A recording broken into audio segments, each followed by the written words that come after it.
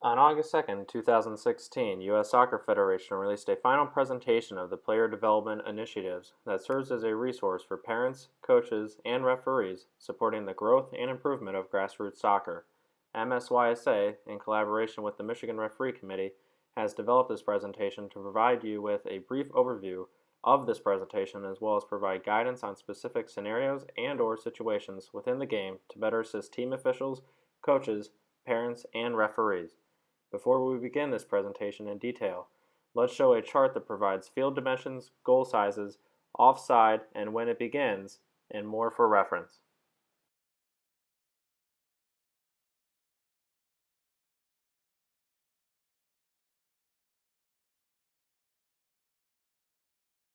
U.S. Soccer indicates that referees are not required for matches utilizing this format of play.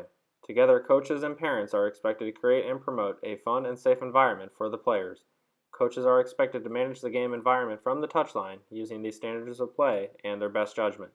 The field shall be 25 to 35 yards in length and 15 to 25 yards in width. Goals should not be larger than 4 feet high by 6 feet wide. Corner flags are not required.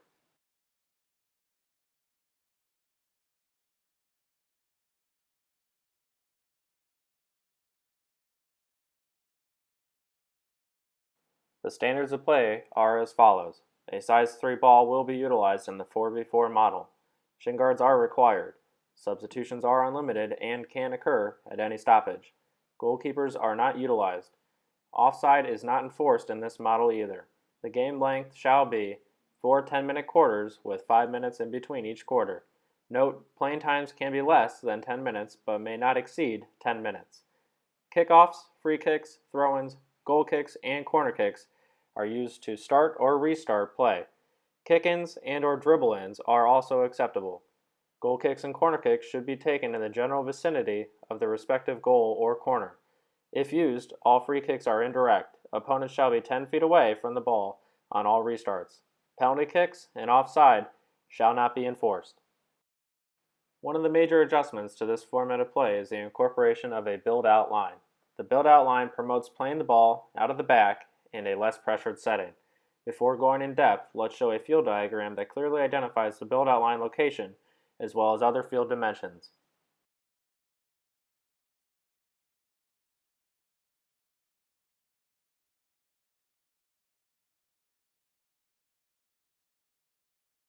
When the goalkeeper has the ball, either during play from the opponent or from a goal kick, the opposing team must move behind the build-out line until the ball is put into play. Once the opposing team is behind the build-out line, the goalkeeper can pass, throw, or roll the ball into play. Punting is not allowed.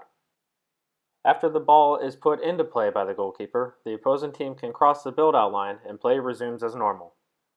If the goalkeeper punts the ball, an indirect free kick should be awarded to the opposing team from the spot of the offense. If the punt occurs within the goal area, the indirect free kick should be taken on the goal area line parallel to the goal line at the nearest point to where the infringement occurred. Offside. The build-out line will also be used to denote where offside offenses can be called. Players cannot be penalized for an offside between the halfway line and the build-out line. Players can be penalized for an offside between the build-out line and the goal line.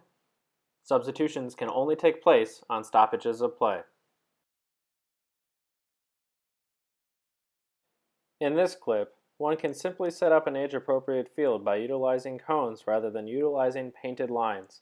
This is considered an acceptable practice in this format of play in the absence of painted lines for the build-out lines.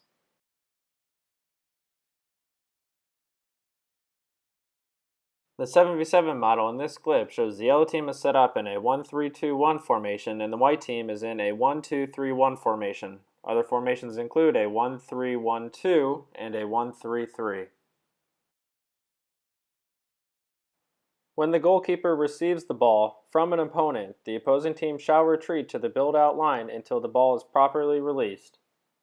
Note, the goalkeeper does not have to use teammates within the build-out line to establish possession. Here are some examples of the goalkeeper releasing the ball to defenders that are behind the build-out line.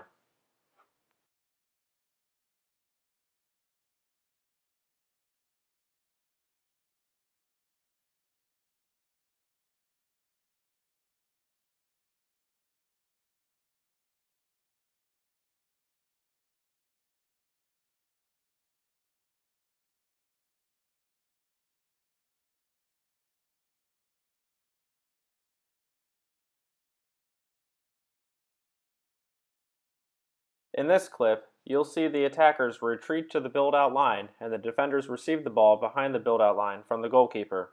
Once the goalkeeper releases the ball, you can see the attacker resume play.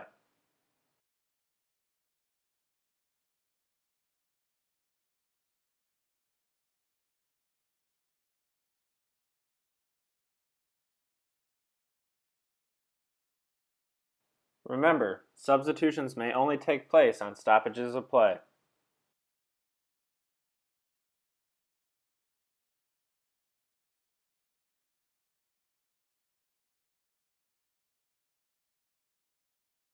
Players will be penalized for offside when they are beyond the build-out line nearest their respective attacking goal, as shown in this clip.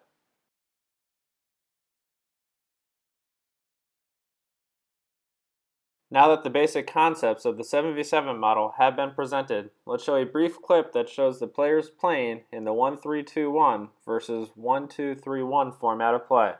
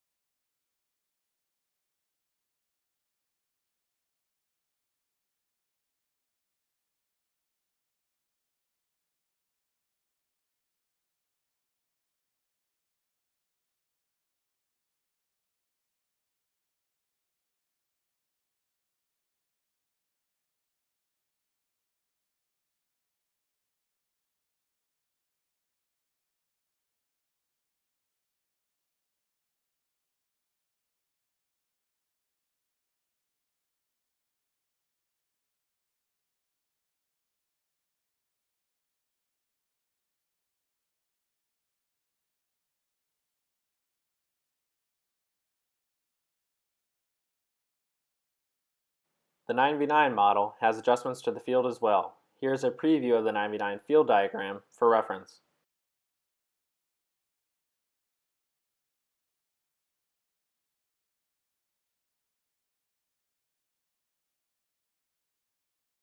Again, for the specific adaptations to this age group, please refer to the previously displayed chart here.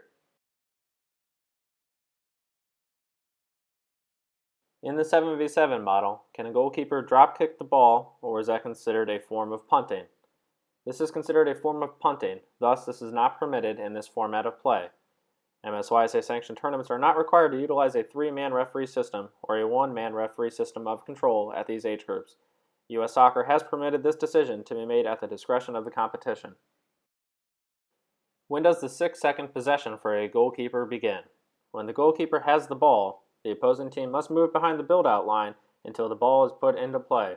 Once the opposing team is behind the build-out line, the goalkeeper can distribute the ball in accordance with the format of play. Example given, no punting. Please note that the goalkeeper does not have to wait for the attackers to retreat entirely to the build-out line if the goalkeeper can release the ball without pressure from the attackers.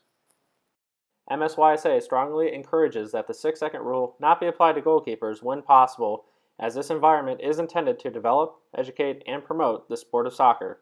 If teams, players, and coaches are not cooperating with this rule, stop the match, speak with the coaches, and ask them to help educate their players on properly handling these situations. Remember, this is a developmental age where players are primarily learning the game of soccer rather than competing and utilizing tactics that are unfavorable to the game. When the goalkeeper is in possession of the ball from a goal kick situation, this shall be considered a stoppage of play that substitutions can take place on. Substitutions shall not take place on the fly. While the goalkeeper has the ball, the opposing team's attackers intentionally or appear to be delaying the restart by not retreating to the build-out line that they are required to be behind in this specific scenario. What does the referee do? As previously stated, this is a developmental age where players are learning the game of soccer. MSYSA encourages referees to approach coaches to ask for assistance in ensuring the intent of the rules is enforced to their full effect. MSYSA encourages you to visit the MSYSA website to review the full U.S. Soccer presentation along with other key documents relating to the small-sided formats of play. That concludes this presentation. If you have any other questions regarding this topic, please contact the Michigan State Youth Soccer Association or the Michigan State Referee Committee.